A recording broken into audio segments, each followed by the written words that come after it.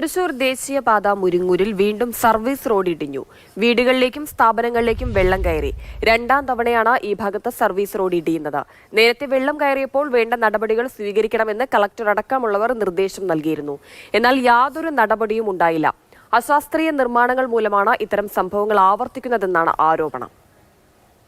ഇവിടെ canal drainage നിർമ്മിച്ചിട്ടുണ്ട്. പക്ഷെ അതൊക്കെ നിറഞ്ഞു കിടക്കാണ്. ഒഴുകി പോകാനൊരു അവസ്ഥയില്ല. ഇറിഗേഷൻ കനാലാണെങ്കിൽ മണ്ണ് മുഴുവൻ നിറച്ചിട്ടേക്കാണ്. ഒഴുകി അതിലും വെള്ളം പോകാനായിട്ട് ഒരു ഓപ്ഷൻ ഇല്ല.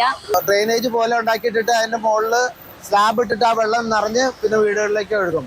രണ്ട് ഭാഗത്തേക്കും വെള്ളം പോകാനുള്ള ഒരു വിധത്തിലുള്ള ഇതുമില്ല.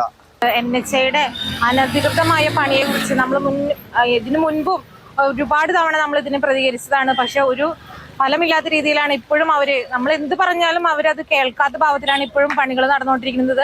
ഈ തെക്ക് ഭാഗത്ത് വരുന്ന ഈ വെള്ളത്തിനെ ഒരു മുഴുവൻ തോടിട്ട് ഇവിടെ ബ്ലോക്ക് ചെയ്ത് വെച്ചിരിക്കുകയാണ്. ഈ വെള്ളം എങ്ങും പോകാനായിട്ട് യാതൊരു മാർഗ്ഗമില്ല.